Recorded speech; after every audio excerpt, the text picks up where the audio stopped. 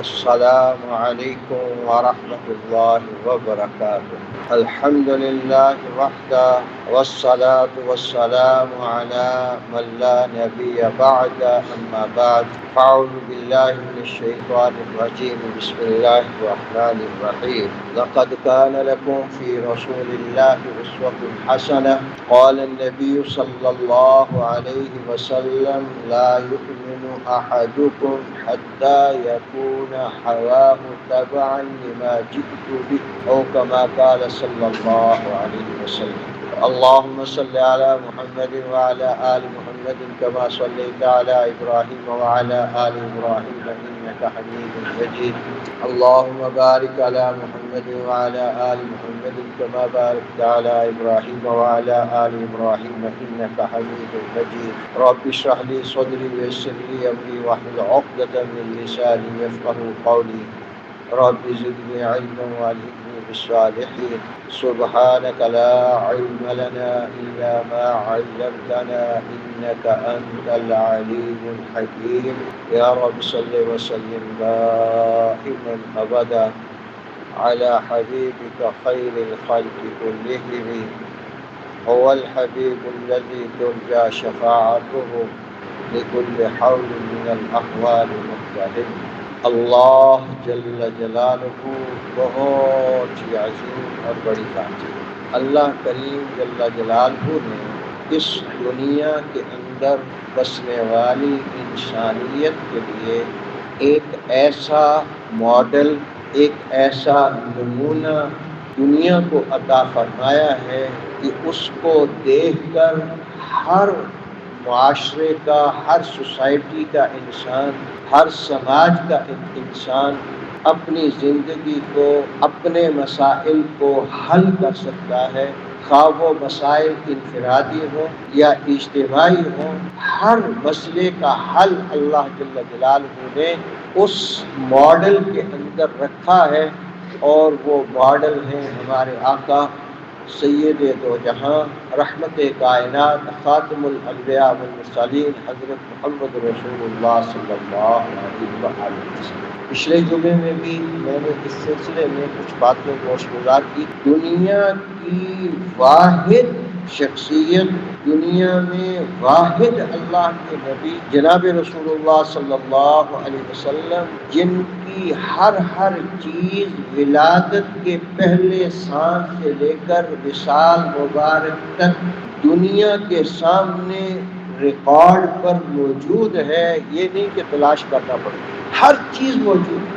اس کے لیے آج کا سماج، آج کی سوسائٹی جس میں 7.5 8 ارب کے قریب انسان بستے ہیں، ان تمام کو کہا جائے کہ اپنے اپنے مسائل جن سے انہیں واسطہ پڑ رہا ہے وہ ایک فہرست بناؤ کہ یہ مسئلہ ہے، یہ مسئلہ ہے، اور 7 بر اعظم ان کو بھی اپنے سامنے رکھ، پوری سوسائٹی کے، پورے سماج کے جتنے انسان، ان کے جتنے مسائل ہیں، ان کی ایک فہرست بنا کر وہ 100 مسئلہ بنے، 1000 بنے، جتنے بھی مسئلے بن جائیں، ان تمام کا حل، ان تمام کا سلوشن، اس کے لیے ہمارے مدارس عربیہ میں بہت ساری کتابیں پڑھائی جاتی ہیں۔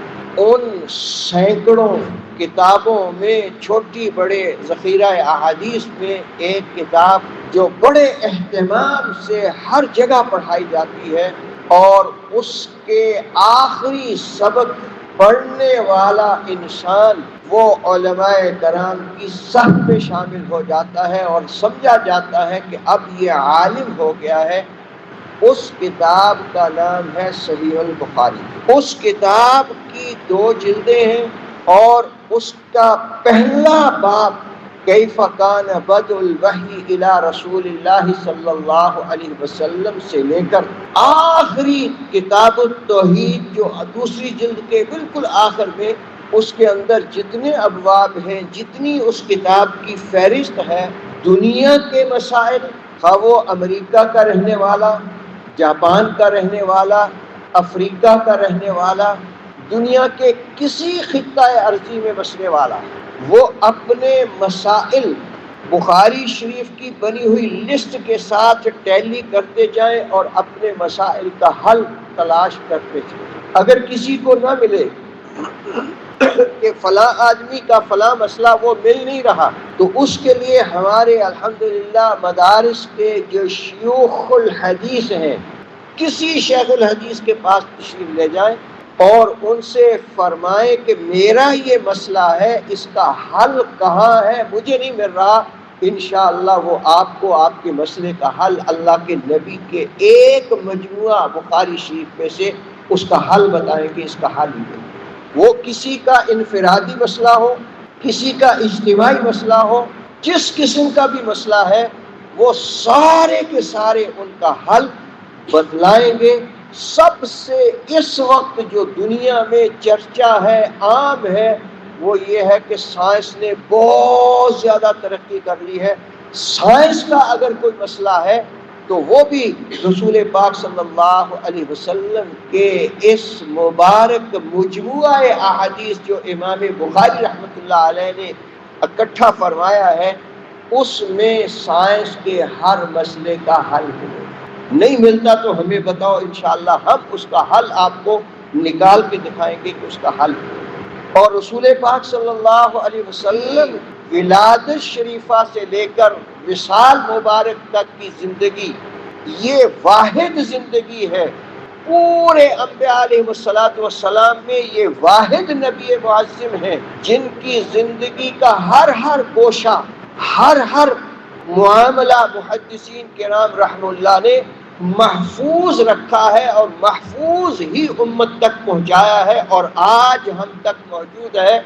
یہ نہیں کہ ہمیں کسی معاملے میں پرانے ریکارڈ تلاش کرنے پڑیں گے اور ان میں اپنے مسائل نہیں، within no time ہمارے سامنے رسول اللہ صلی اللہ علیہ وسلم کا ایک ذخیرہ جو امام بخاری رحمۃ اللہ علیہ نے، اس میں سے ہماری زندگی کے ہر مسئلے کا ہمیں حل ملا۔ مثلا جب رسول اللہ صلی اللہ علیہ وآلہ وسلم نے مکہ معظمہ فتح فرمایا، اس کے بعد حنین کو فتح فرمایا، اس کے بعد اوطاس کو فتح فرمایا جس میں بنو حوازن وہ بھی مفتوح ہوئے، ان کو بھی فتح فرمایا، اور اس کے قیدی رسول اللہ صلی اللہ علیہ وسلم کے سامنے پیش کیے گئے کہ اللہ کے نبی یہ قیدی ہیں۔ ان قیدیوں میں ایک خاتون جو جنگی قیدی ہے، جب اس کو گرفتار کرنے لگے، وہ گرفتار کرنے والوں سے کہنے لگی مجھے ہوش سے ہاتھ لگانا، میں تمہارے نبی کی بہن ہوں۔ صحابہ رضوان اللہ مجمعین پریشان ہوئے کہ رسول اللہ صلی اللہ علیہ وسلم تو اپنے ماں باپ کی اکلوتی اولاد ہے، یہ کہہ رہی ہے میں آپ کے نبی کی بہن ہوں۔ اس نے کہا کہ اگر آپ کو یقین نہیں آتا تو مجھے لے چلو، میں ہوں، میں تمہارے نبی کی بہن ہوں، میں بتاتی ہوں کہ میں ان کی بہن ہوں۔ انہوں نے آپس میں کہ آپ کیا کریں اس کا، رسول اللہ صلی اللہ علیہ وسلم کی خدمت میں لے گئے۔ آقا علیہ السلام نے فرمایا ہاں بھائی بہن آپ کیا کہتی ہیں کہ میں آپ کی بہن ہوں۔ رسول اللہ صلی اللہ علیہ وسلم نے ارشاد فرمایا تو میری کہاں سے بہن بن گئی؟ وہ فرمانے لگی کیا آپ نے حلیمہ سعدیہ کا دودھ پیا؟ انہوں نے کہا آقا نے ارشاد فرمایا ہاں پیا۔ وہ کہنے لگی کیا اس کے ساتھ ایک بچی بھی تھی، اس نے بھی آپ کے ساتھ دودھ پیا؟ اور اگر یاد نہ آ رہا تو ایک واقعہ بتاؤ۔ آقا نے فرمایا کہ ہاں کہو کیا کہتی ہو؟ جب آپ دودھ حلیمہ کا پی رہے تھے اور وہ بچی میں تھی ساتھ اور ہم چھوٹے تھے، بہت چھوٹے تھے، ایک موقع ایسا آیا کہ ہم گلی میں کھیل رہے تھے، آپ کو کسی بات پر غصہ آیا اور آپ نے اس غصے کے حالت میں میرے یہاں کمر پر دانت کاٹے تھے، چک لگایا تھا، اگر آپ کو یاد نہیں تو دکھاؤں؟ رسول اللہ صلی اللہ علیہ وسلم فرمایا ہاں یاد آ گیا۔ تو وہ کہنے لگی کہ جب آپ نے وہاں چک کاٹا تھا، زخم ہو گیا تھا اور وہ کئی دن تک رہا، اس زخم کے نشانات اب بھی موجود ہیں، دکھاؤں؟ تو آقا سے ہاں بھئی یاد آ گیا، یہ واقعتاً میری بہن ہے، میری رضائی بہن ہے۔ اب یہ واقعہ امام بحقی رحمت اللہ علیہ نے بہت ہی مزے لے کر سنن بحقی کے اندر نقل فرمایا ہے کہ رسول اللہ صلی اللہ علیہ وسلم کی رضائی بہن آئی اور اس نے اپنا تعارف کروایا اور پھر اس سے بہت سارے مسائل حل۔ اور آج جس معاشرے میں ہم بستے ہیں ہم اس کی پرواہ نہیں کرتے۔ ہمارے گھروں میں بچی یا بچہ رو رہا ہے، کوئی خاتون اس کو چپ کروانے کے لیے اس کے شیر خاری کے زمانے میں اس کو دودھ پلا دیتی ہے تو وہ اس کی رضائی ماں بن جاتی ہے، اور بعد میں نہ ماں کو پتا ہوتا ہے میں اس کی ماں ہوں، بچے کو تو کیا پتا ہونا۔ جیسے اس پر ایک واقعہ یاد آیا، صحیح بخاری میں یہ واقعہ موجود ہے۔ حضرت عقبہ رضی اللہ تعالی عنہ، عقبہ بن مالک ہیں یا عقبہ بن عامر ہیں، دونوں میں سے ایک عقبہ رضی اللہ تعالی عنہ ہے۔ انہوں نے شادی کی، گھر بسنے لگا، تو ایک عورت آئی، وہ کہنے لگی آپ نے شادی کر لی، آپ تو دونوں بہن بھائی ہو۔ یہ رسول اللہ صلی اللہ علیہ وسلم کے دور کی بات ہے، نبی پاک صلی اللہ علیہ وسلم زندہ موجود ہیں۔ حضرت عقبہ فرمانے لگے تو کیا کہتی ہے؟ وہ کہنے لگی میں نے آپ کو بھی دودھ پلایا ہے، جس کو آپ نے بیوی بنایا اس کو بھی دودھ پلایا ہے۔ حضرت عقبہ رضی اللہ تعالی عنہ مدینہ منورہ سے تھوڑا سا فاصلے پہ تھے، انہوں نے کہا اچھا میں رسول اللہ صلی اللہ علیہ وسلم کی خدمت میں حاضر ہوتا ہوں۔ رسول اللہ صلی اللہ علیہ وسلم کی خدمت میں آئے اور آ کے عرض کیا۔ امام بہقی نے اس واقعے کو بڑا عجیب لکھا ہے، مزے لے لے کے لکھا ہے۔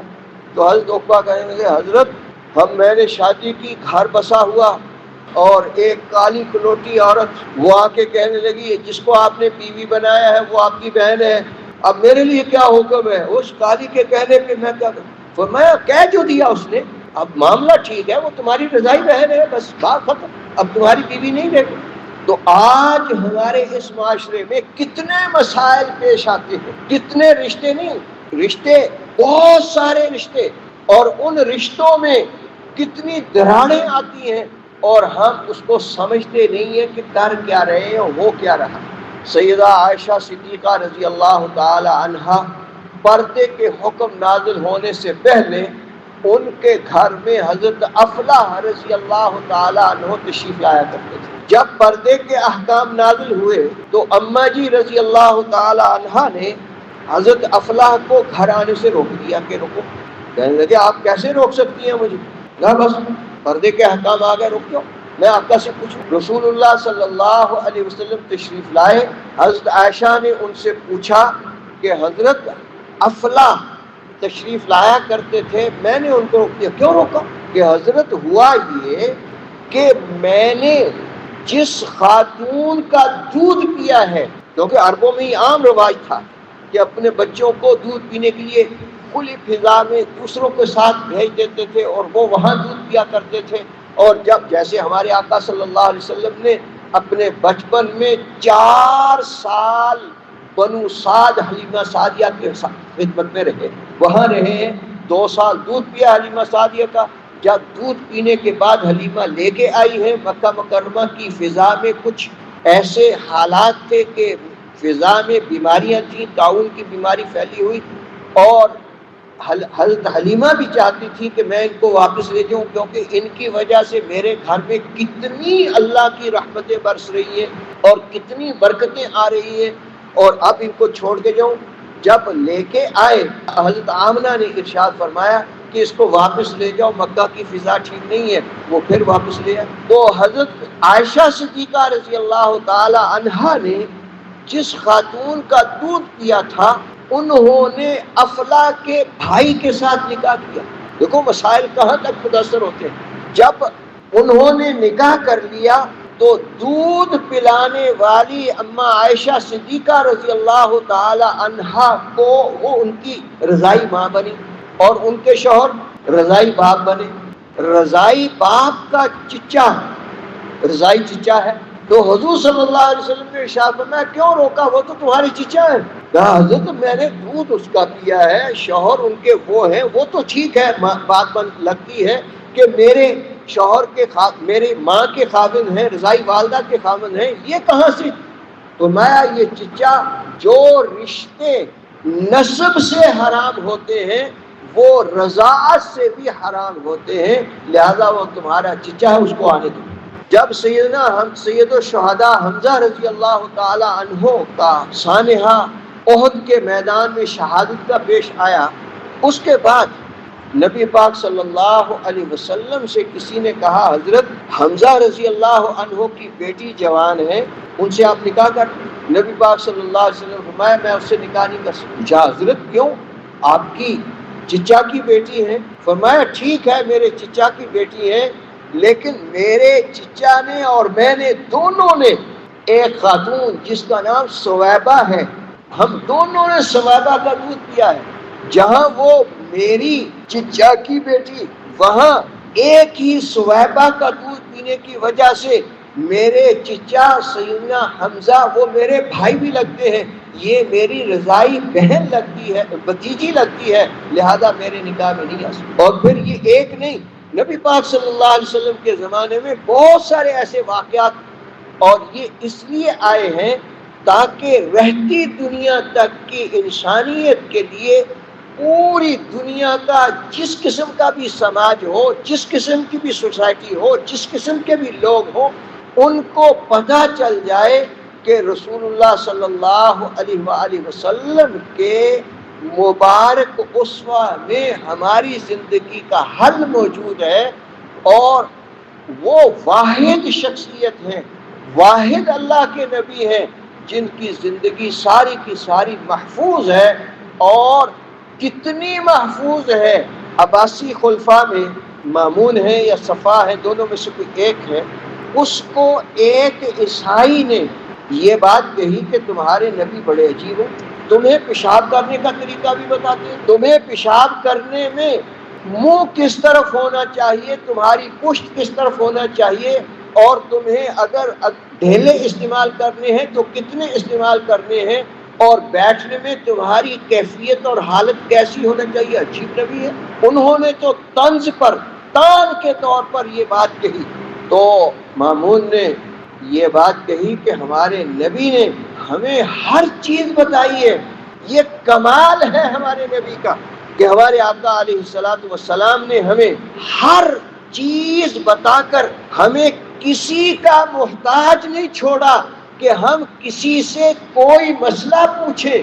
ہر مسئلے کا حل ہمارے آقا صلی اللہ علیہ وسلم نے خود ارشاد فرما دیا ہے، حتیٰ کہ بتلایا ہے کہ تمہیں اگر پہاڑ پہ چڑھنا ہے تو کس انداز سے چڑھنا ہے، پہاڑ سے اترنا ہے تو کس انداز سے اترنا ہے۔ ہمارے نبی نے علیہ الصلوۃ والسلام نے کسی مسئلے میں بھی ہمیں کسی کا کبھی محتاج نہیں چھوڑا۔ ہر مسئلے کا حل ہمارے آقا صلی اللہ علیہ وسلم نے اپنی زندگی میں کر کے دکھا دیا ہے، اپنے ارشادات میں فرما دیا ہے۔ ہمارے نبی علیہ الصلوۃ والسلام نے پوری انسانیت پر کرم فرمایا ہے، شفقت فرمائی ہے کہ پوری انسانیت، کسی علاقے میں بسنے والے، کسی جگہ رہنے والے، ہر ایک کے لیے ہر قسم کی رہنمائی رسول پاک صلی اللہ علیہ وسلم کے مبارک اسوہ میں موجود ہے۔ کسی کو محتاج نہیں چھوڑا کہ کسی سے مسئلہ پوچھے۔ اس پہ ایک بات اور یاد ہے، یہ ہندوستان میں عیسائیوں کے ساتھ مناظرہ تھا، تو مسلمان مناظر جو تھے انہوں نے عیسائی مناظر سے یہ بات کہی کہ میرے بچے ہیں، بیوی ہے، مجھے ان کے لیے رہنمائی چاہیے۔ سیدنا عیسیٰ علیہ نبینا علیہ الصلوۃ والسلام اللہ کے اولو العزم نبی ہیں، بہت بڑے پیغمبر ہیں، بہت عظیم بزرگ ہیں، اولو العزم 5 نبیوں میں ایک نبی ہیں عیسیٰ علیہ الصلوۃ والسلام۔ انہوں نے شادی نہیں کی، جب زمین سے آسمانوں پہ اٹھائے گئے ہیں تو ہمارے اٹھائے گئے ہیں، ان کی شادی نہیں ہے، ان کے بچے نہیں ہیں۔ اب میں کس سے رہنمائی لوں اپنے بچوں بیوی کے لیے کہ میں نے ان کی حفاظت کرنی ہے، ان کی نگہداشت کرنی ہے، ان کے ساتھ معاملات کرنے ہیں، تو کس سے لوں؟ تو انہوں نے کہا ظاہر ہے جن کی زندگی محفوظ ہے وہ رسول اللہ صلی اللہ علیہ وسلم ہے، انہی سے ہمیں ہر چیز مل سکتی ہے اور کسی سے نہیں مل سکتی۔ انشاءاللہ قرب قیامت عیسیٰ علیہ السلام آئیں گے اور آ کر شادی بھی کریں گے، اور کہاں شادی کریں گے؟ اس کے لیے جہاں حضرت موسیٰ علیہ السلام کی جس قبیلے میں شادی ہوئی تھی اسی قبیلے میں حضرت عیسیٰ علیہ السلام کی شادی ہوئی۔ پھر اللہ عیسیٰ علیہ السلام کو بچے عطا فرمائے، بڑے بیٹے کا نام موسیٰ رکھیں گے، چھوٹے بیٹے کا نام محمد رکھیں گے، جو علامت ہوگی کہ موسیٰ علیہ نبینا علیہ السلام اور رسول اللہ صلی اللہ علیہ وسلم کے مابین ان کی نبوت کا زمانہ تھا۔ تو حضرت عیسیٰ علیہ السلام کتنے بھی اللہ کے بزرگ ہیں، اللہ کے نبی ہیں، بہت بڑے ہیں، لیکن ان سے ہم رہنمائی حاصل اس لیے نہیں کر سکتے، ان کی زندگی جو اس وقت تک ہمارے سامنے ہے وہ پوری نہیں ہے، ادھوری ہے۔ پوری زندگی، ہر چیز جس زندگی میں ہمارے سامنے ہے وہ رسول پاک صلی اللہ علیہ وسلم کی زندگی ہے۔ اس مبارک زندگی کے ہر لمحہ سے پورا سماج، پوری سوسائٹی اپنے مسائل کا حل، اور آج اگر پورے معاشرے کے سارے مسائل کا حل موجود ہے تو وہ رسول اللہ صلی اللہ علیہ وسلم کی مبارک زندگی میں ہے، اس کے علاوہ کہیں حل نہیں ہے۔ یہ واحد نبی ہے جن کی زندگی کے ہر لمحہ کو محدثین کرام نے محفوظ فرمایا ہے، اور کوئی لمحہ ایسا نہیں ہے جو ہمارے سامنے بالکل پورے کا پورا رکھ نہ دیا۔ دودھ پینے کے بارے میں آپ کے سامنے میں نے رکھی، اس کے بعد تھوڑا سا لڑکپن میں چلے جائیں۔ لڑکپن میں جب نبی پاک صلی اللہ علیہ وسلم کی عمر مبارک ابھی 12-13 سال کے قریب ہے، بکریاں چرایا کرتے تھے۔ یہاں دو باتیں یاد آتی، بکریاں چرایا کرتے تھے۔ حضور صلی اللہ علیہ وسلم نے خود ارشاد فرمایا، میں اور جتنے بھی انبیاء علیہ السلام ہیں، ہر نبی نے بکریاں چرائی ہیں، اس لیے کہ بکریوں کا چرانا بڑا مشکل ہوتا ہے۔ جہاں سے بکری کو روکو وہی جائے گی، اور یہ انسان یہ ذی شعور ہوتے ہیں، ان کو راہ راست پہ لانا اور بکری کے راہ راست میں لانے میں زمین آسمان کا فرق ہے۔ اللہ نبیوں کا حوصلہ بڑھاتے ہیں کہ بکریاں چرانے میں حوصلہ بڑھے، کہ میرے نبی کا کل واسطہ کسی کا فرعون سے پڑھنا ہے، میرے کسی نبی کا واسطہ کسی نمرود سے پڑھنا ہے، میرے نبی کا واسطہ کسی لعین شداد سے پڑھنا ہے، مختلف لوگوں سے واسطے پڑھنے ہیں۔ اس لیے نبی کی تربیت میں، نبی کی عظمت میں، نبی کو حوصلہ دینے کے لیے اللہ رب العزت پہلے تربیت فرماتے ہیں۔ تو اس زمانے میں نبی پاک صلی اللہ علیہ وسلم فرماتے ہیں، جب میں بکریاں چرایا کرتا تھا، میرے ایک ساتھی تھے جو میرے ساتھ بکریاں چرایا کرتے تھے، انہوں نے مجھے یہ بات فرمائی کہ آج مکہ کے فلاں گھر میں شادی ہے۔ میں نے اپنے ساتھی، حضور صلی اللہ علیہ وسلم ارشاد فرماتے، میں نے اپنے ساتھی سے کہا، اب دودھ پیتا بچہ ہے یا لڑکپن ہے، اب بڑا ہو کے کیا بنے گا کسی کو پتا ہوتا؟ کسی کو کچھ معلوم نہیں ہوتا۔ لیکن اس کے باوجود رسول اللہ صلی اللہ علیہ وسلم کی زندگی کا ہر لمحہ محفوظ ہے، ہر سانس محفوظ ہے، ہر حرکت رسول اللہ صلی اللہ علیہ وسلم کی محفوظ ہے۔ جب رسول اللہ صلی اللہ علیہ وسلم نے اپنے ساتھی سے یہ بات کہی کہ آپ میری بکریاں سنبھالو، میں ذرا شادی سے ہو کے آپ کو بتاؤں گا کہ شادی میں کیا ہوا۔ اب یہ جوانی بھی نہیں ہے، ابھی چھوٹی عمر ہے، 10-12 سال کی عمر ہے، اس زمانے کا واقعہ ہے۔ تو رسول اللہ صلی اللہ علیہ وسلم اپنی بکریاں اپنے ساتھی کو سنبھال کے مکے میں آئے، اور آ کے پوچھا کس گھر میں شادی ہے؟ انہوں نے کہا فلاں گھر میں، وہاں تشریف لے گئے، اور آقا فرماتے ہیں میں اس گھر کی دیوار کے ساتھ ٹیک لگائی، اور ٹیک لگاتے ہی مجھے نیند آ گئی، اور جب مجھے جاگ آئی تو صبح سورج نکلا ہوا تھا، سورج کی گرمی سے مجھے جاگ آئی۔ میں نے پوچھا شادی ہو گئی؟ انہوں نے کہا ہو گئی۔ میں واپس آیا، اپنے ساتھی سے آ کے کہا کہ میں ہو آیا ہوں۔ اس نے کہا کیا ہوا؟ میں نے کہا مجھے پتہ ہی نہیں کیا ہوا، کیا خرافات ہوئی شادی میں، کیا شادی کے اندر مختلف قسم کی رسوم ہوئی، کیا شادی میں مہندی ہوئی، کیا شادی میں تیل چونا ہوا، ایسے ہی نہیں پتہ ہی نہیں کیا ہوا۔ وہ ساتھی کہنے لگا آج رات پھر ہے شادی۔ رسول اللہ صلی اللہ علیہ وسلم نے ارشاد فرمایا میں پھر جاتا ہوں۔ اگلے دن پھر اسی طرح ہوا۔ آگے کوئی بات جو شادی کے اندر فضولیات ہوتی ہیں، جو رسوم ہوتی ہیں، جو خرافات ہوتی ہیں، اللہ نے اپنے نبی کو محفوظ رکھا ہے کہ ان خرافات، ان رسوم کا نبی کو پتہ ہی نہیں چلنے دیا کہ کیا ہوتی ہے کیا نہیں ہوتی، اور اسی طرح آ کے بتایا۔ اس نے کہا ٹھیک ہے، اور یہ علامت تھی نشانی تھی کہ آخر الزمان نبی علیہ الصلوۃ والسلام ان ساری حرکات و سکنات سے، ان ساری فضولیات سے، ان ساری رسموں سے محفوظ اللہ نے رکھا۔ اور اسی زمانے کی بات ہے، بیت اللہ جانا ہے، اللہ سب کو لے جائے، اللہ سب کو اپنے شان مقبول حاضریاں بار بار نصیب فرمائے۔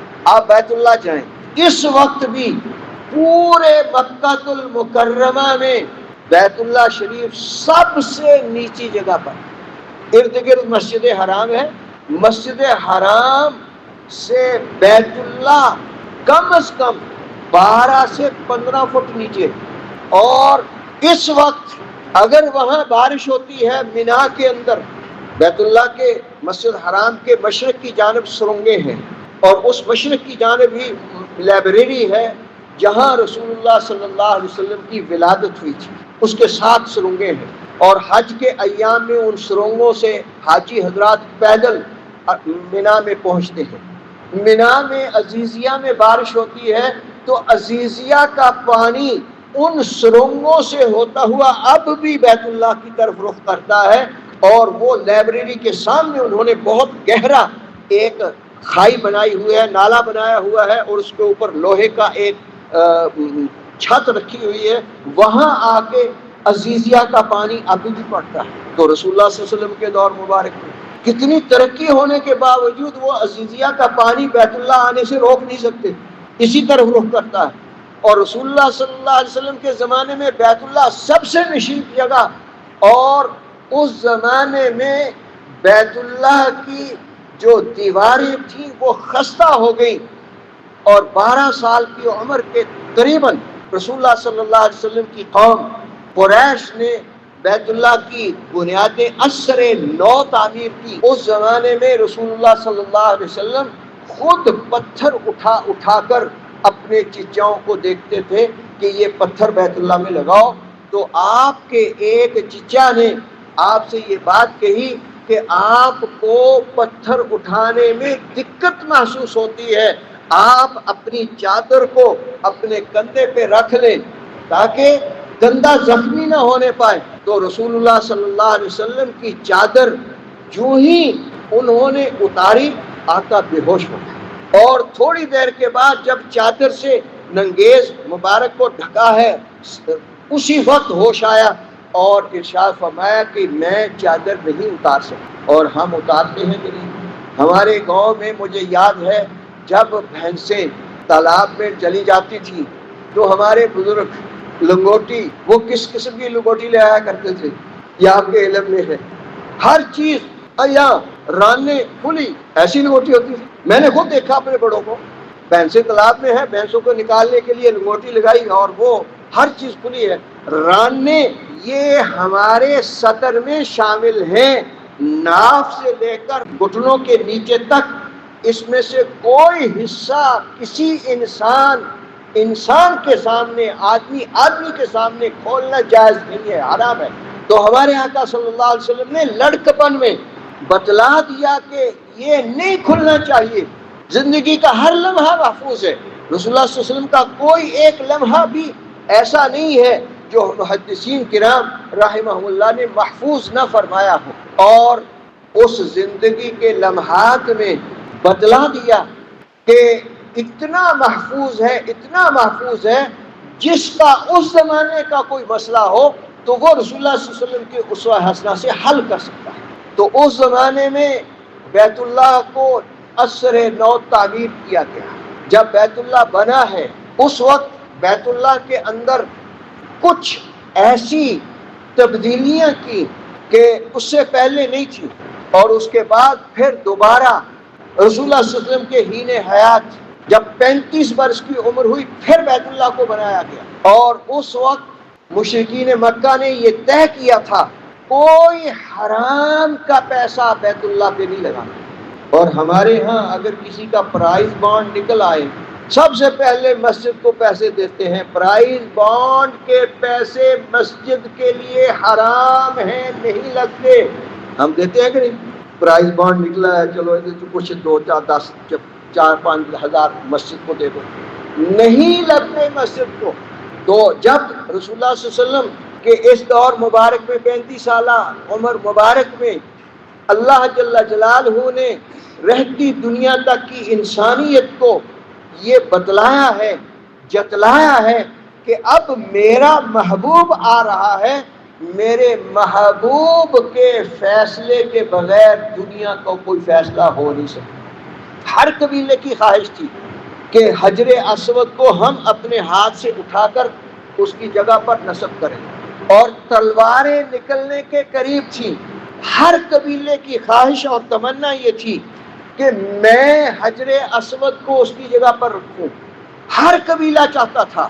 تو ان میں سب سے معمر جو مغیرہ بن ولید، انہوں نے فیصلہ یہ کیا کہ کل جو سب سے پہلے بیت اللہ میں آئے وہ جو فیصلہ کرے سارے کے سارے اس کے فیصلے پر آمین کہو، اور اس کے فیصلے کو ماننا ہوگا۔ جو انہوں نے فیصلہ فرما دیا وہی ہم سب کا فیصلہ ہوگا۔ تو ہر آدمی نے مکہ مکرمہ کے شرفاء، مکہ مکرمہ کے بڑے بڑے رؤساء، مکہ مکرمہ کے ہر آدمی چاہتا تھا کہ کل سب سے پہلے میں بیت اللہ جاؤں، اور سارے تیار ہو کر بیت اللہ کی طرف آ رہے ہیں۔ اور جب آ کر دیکھا ہے تو سب سے پہلے نبی پاک صلی اللہ علیہ وسلم ان تمام کے آنے سے پہلے بیت اللہ کے طرف پہنچے اور کہنے لگے جا الامین، جا صادق، صادق و امین آ گئے، جو فیصلہ فرما دیں۔ تو نبی پاک صلی اللہ علیہ وسلم نے پھر وہ فیصلہ فرمایا ہے جو اس وقت بھی محفوظ ہے اور قیامت تک وہ محفوظ ہے، حدیث کی کتابوں میں محفوظ ہے۔ میں نے پہلے شروع میں ہی عرض کیا، ہمارے جتنے مسئلے ہیں، فلاں مسئلہ ہے اس کا حل، فلاں مسئلہ ہے اس کا حل، فلاں مسئلہ ہے اس کا حل، ہر مسئلے کا حل اللہ جل جلالہ نے ہمارے آقا نبی پاک صلی اللہ علیہ وسلم کی زندگی میں جو الفاظ ارشاد فرمائے ہیں، جو جسم مبارک سے اعمال نکلے ہیں، کر کے دکھایا ہے، ان کے اندر زندگی کے ہر مسئلے کا حل رکھا ہے۔ اور صرف ایک مجموعہ حدیث جس کا نام بخاری شریف ہے، اس کے اندر ہر مسئلے کا پوری سوسائٹی، پورے ساتوں بر اعظم، ہر ایک کا ہر مسئلہ اس کے اندر موجود ہے۔ تو رسول اللہ صلی اللہ علیہ وسلم نے سب کو اکٹھا فرما کر اپنی چادر مبارک بچھا کر اپنے دست مبارک سے حجر اسود کو اس چادر پر رکھا۔ دنیا دیکھ رہی ہے، اس وقت کی دنیا، مکہ مکرمہ کے رؤساء، مکہ مکرمہ کے شرفاء، مکہ مکرمہ کے عظماء، سب دیکھ رہے ہیں کہ دست مبارک سے حجر اسود کو اٹھایا ہے، اپنی چادر پر رکھا ہے، اور اس کے بعد ہر قبیلے والوں سے فرمایا ہر قبیلہ اپنا اپنا سردار یا اپنا اپنا نمائندہ دے۔ ہر قبیلے نے اپنا سردار یا اپنا نمائندہ دیا، فرمایا اس چادر کو اٹھاؤ۔ سب نے چادر کو اٹھایا، اور جب چادر کو اٹھا کر جہاں حجر اسود کو نصب کرنا تھا وہاں تک پہنچ گئی۔ وہاں پہنچانے کے بعد بھی رسول اللہ صلی اللہ علیہ وسلم نے اپنے دست مبارک سے حجر اسود کو اٹھا کر وہاں نصب فرمایا ہے۔ اب بتاؤ حجر اسود کس نے رکھا؟ بولو، چادر میں کس نے رکھا؟ چادر سے اٹھا کر نصب کس نے کیا؟ فیصلہ کس نے فرمایا؟ لوگوں کی لڑائی کس نے مٹائی؟ لوگوں کی تلواروں کو میانوں کے اندر کس نے داخل فرمایا؟ وہ رسول اللہ صلی اللہ علیہ وسلم ہے۔ اور اللہ جل جلالہ نے بتلا دیا کہ رسول اللہ صلی اللہ علیہ وسلم کے علاوہ اب کسی کا فیصلہ نہیں چلے گا۔